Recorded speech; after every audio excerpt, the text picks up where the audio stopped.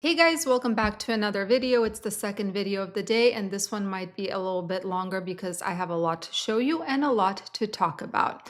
I find it funny that the American Trucking Associations, a group that is known to have spread the driver shortage myth, is now trying to kind of not only backpedal, but also fix the mess that this narrative created. I would argue that partially the mess we see in the trucking industry in terms of the fraud, the chameleon carriers, the CDL mills, this driver shortage narrative is partially to blame, because if the barriers to entry were low before, I said barriers wrong, if the barriers to entry were low before, right after COVID, those barriers were lowered even further to attract more drivers because, oh my God, there are not enough drivers in the trucking industry and it's going to destroy the supply chain. Yet now, the American Trucking Associations, together with other associations like the National Tank Truck Carriers and the Truckload Carriers Association, they have put their minds together. So bravo. They have put their minds together to come up with a plan to eliminate the absolute mess that the trucking industry has become. So let's chat about the plan. And again, I have a lot to show you. Ready? Let's go. So I'm going to move over here because again, I'm going to be showing you a lot of screenshots, but first and foremost, thank you to Mike, who is part of our group, our community on YouTube, for sending me this article. So let's dive right in. What is the plan that is being proposed? Well, they have identified 7 key issues in the trucking industry: CDL integrity, MCMIS overhaul, cross-border workforce integrity, non-domicile CDL reform, ELP, combating trucking fraud, and strengthening ELD integrity. So what I decided to do in order to make this video more interesting is to show you examples of all of these different things that we're going to be talking about instead of just reading off this document.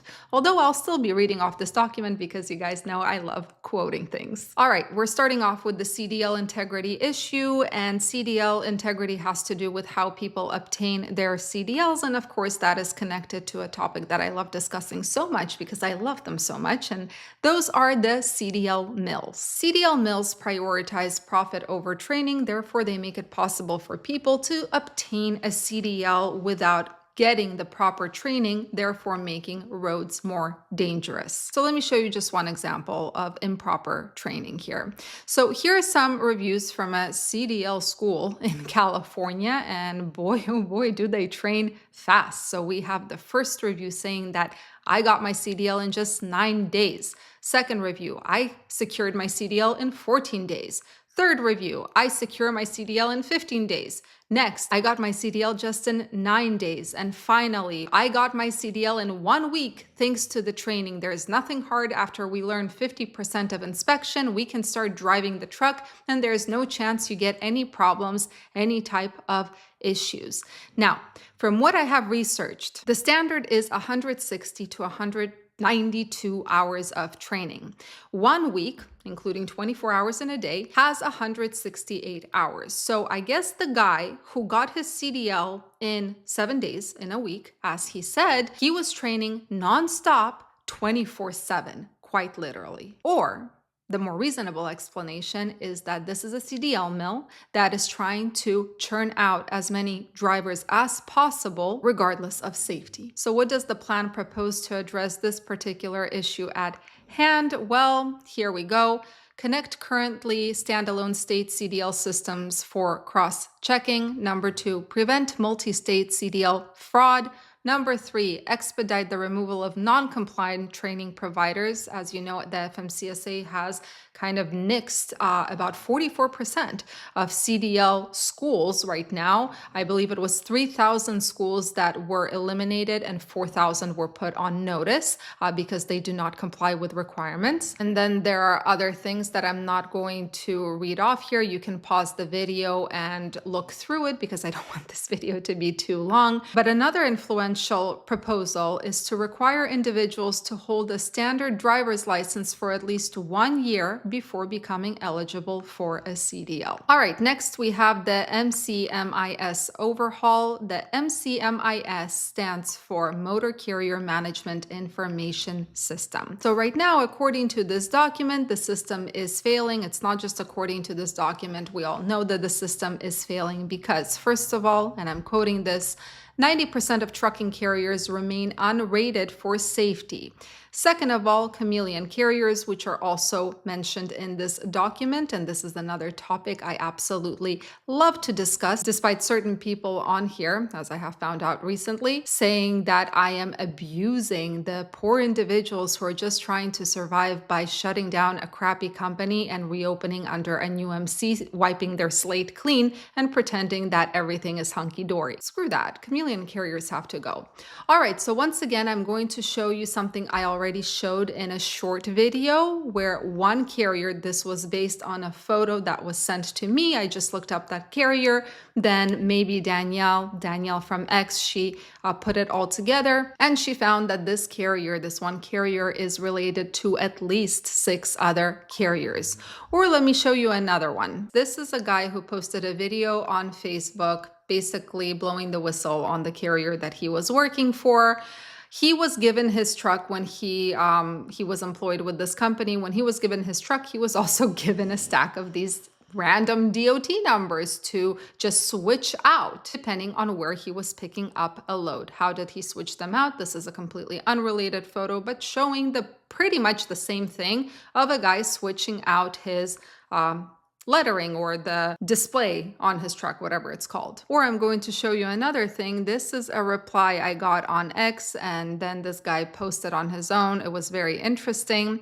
So we are implementing a policy of getting pictures of tractors and trailers every time we can get cooperation. Today, we told the driver and dispatcher we couldn't load a truck because markings didn't match. This was their answer, literally a paper towel hiding the name and a piece of paper with a handwritten authority number. I mean, you can't make this stuff up. So what is the solution? And I'm not going to read all of this, but let's go through the important parts. VIN-based system to connect all trucks to their actual carriers or long-term lease holders. Now, I'm almost convinced that whoever wrote this was looking through the YouTube comments because a lot of you guys said the exact same thing. So kudos to you. It was your idea. Next, AI analysis linking crash and inspection data through VIN carrier relationships. Next, flag suspicious vehicle transfers between related entities. Then we have establish a minimum fee for establishing a DOT number and the acquisition or reactivation of an existing DOT number. And then we also have deactivate dormant carriers to maintain motor carrier authority integrity and require new entry standards to activate a dormant carrier. Next, we have the cross-border workforce integrity, and this has to do with cabotage. It has to do with B1 visa holders. It has to do with carriers who cross the border and deliver in the United States, either the border of Mexico or the border of Canada. Now, there are several issues here. Number one, fraudulent LFCs, which are basically electronic CDLs. Now, I'm going to show you this. When this was brought to my attention, I was shocked. When I figured out that the FMCSA is very well aware of this, I was even more shocked. As you can see, there was a safety advisory issued by the FMCSA saying the FMCSA has been made aware of fraudulent Mexican LFCs or LFDs, I'm not going to try to pronounce that, being utilized by suspected unqualified drivers to operate commercial motor vehicles. Now, basically, for just $1,500 or $2,000, you get to get an electronic CDL, which is fraudulent, without ever having to go to any type of training. And the FMCSA actually presented this example of a fraudulent LFC, showing the crowding at the bottom of the page and also showing that the final paragraph does not have the correct websites for verification. Now, if you guys are not aware of this, there was a documentary recently done on the whole business of selling these fraudulent LFCs or LFDs and how it's not only folks from Mexico who obtain them, there are other people, other nationalities that also obtain these licenses. Now, this is just one part. The second part of the cross-border workforce integrity has to do with B1 visa drivers who are not allowed to continue operating within the US once they deliver a load, right? They have to return back. But that's not what they do, right? They pick up a load, they bring it to the United States, and then they continue operating throughout the US. And as this document states, there is nothing to stop drivers authorized for border trade zone only from operating beyond the one without proper authorization or language proficiency verification. Remember, border zone carriers, they're exempt from getting an out-of-service order for a lack of ELP. They can get a violation, but they cannot, are not supposed to, according to the FMCSA, get an out-of-service order. And that creates safety and enforcement issues. So some of the proposed solutions are ELP testing for Mexican commercial drivers to be completed prior to entering US Customs, conducting monthly random CBP inspections and CMV checkpoints to enforce cabotage rules, to basically ensure that this person is not hauling US to US. All right, next we have the non-domiciled CDL reform and enforcement. So what is the issue that is being presented? Here's the issue as it is shown in the document: widespread abuse. Some states issued CDLs to drivers with expired legal status and or to drivers who did not meet the long-standing ELP standard. Training failures, right, the CDL mills. Data gaps, no transparent reporting on how many non-domiciled CDLs are issued. This is very true. California had a very hard time keeping track of how many non-domiciled CDLs it issued. It's not just California. And public safety risk, right? Now, let me show you an example of what they mean when they say that there is widespread abuse and illegally issued CDLs. So this is just a snippet. I don't want to show you the whole CDL.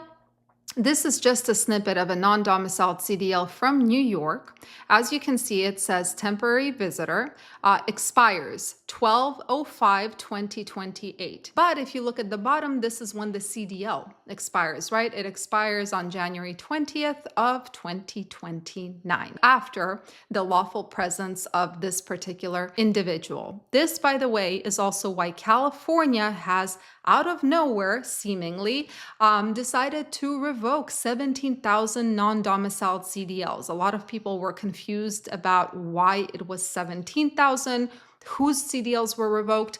Well, they found that, yeah, those 17,000 CDLs were issued with an expiration date that was way after the applicants or CDL holders' lawful presence in the United States. So what solution is being proposed to the non-domiciled CDL?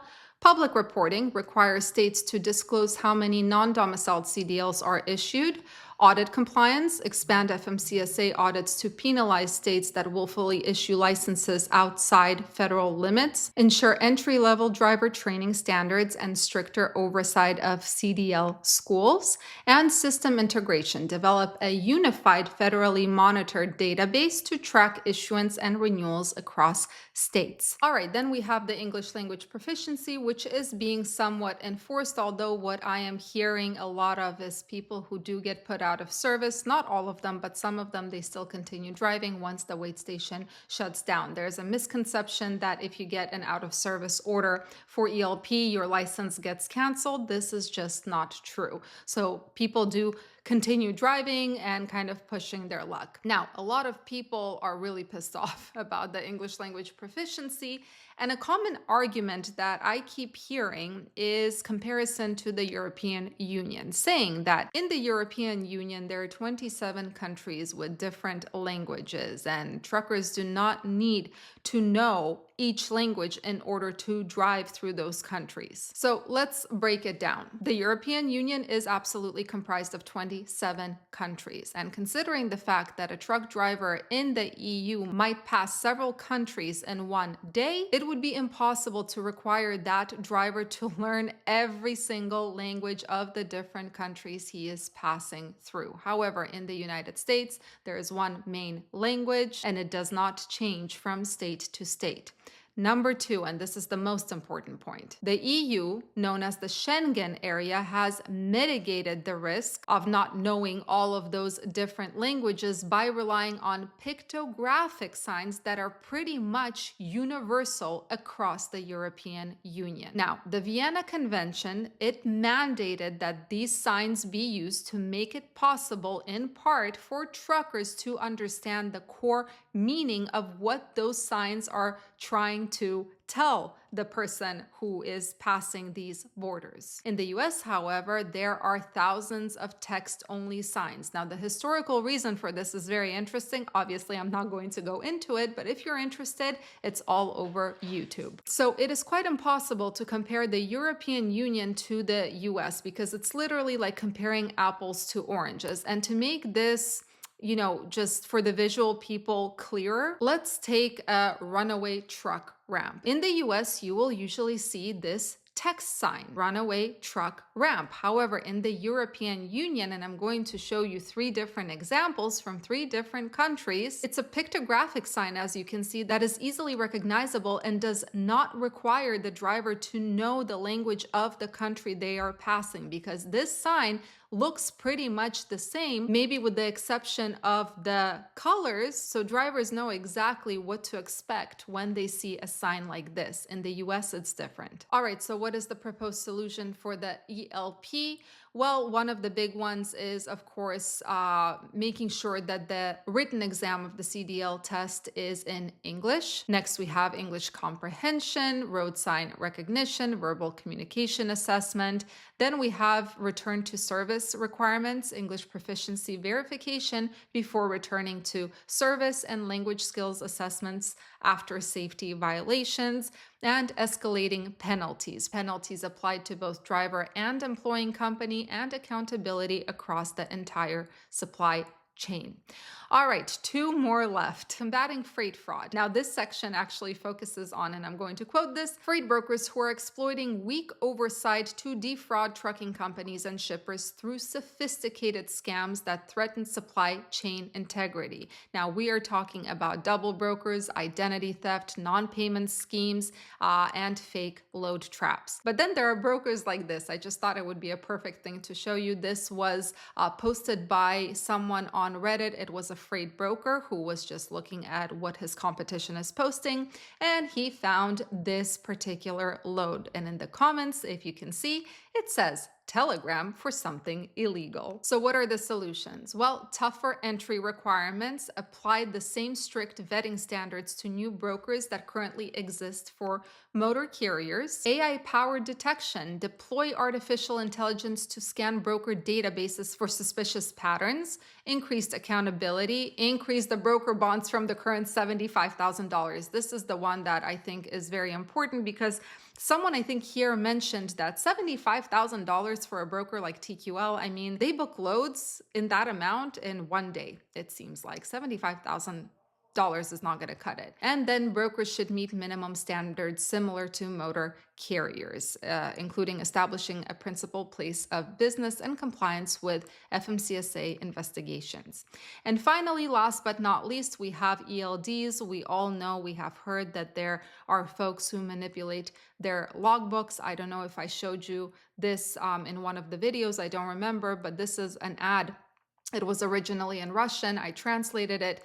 That was posted in Facebook. This is a logbook management company in what seems to be Uzbekistan by the phone number. And you can see highlighted in yellow that they help edit those logbooks. Now, what are the solutions that are proposed here? Well, things like end self-certification, require independent third-party testing, and so on and so forth. I'm not going to read through all of this because the FMCSA on December 1st released the following press release, and I'm going to show you the title here, but it said, under the previous system, it was easier to register non-compliant devices or re-register devices that have been revoked, leading to repeated revocations and costly inconvenient replacements for carriers. FMCSA's updated process Hi, Sneaky.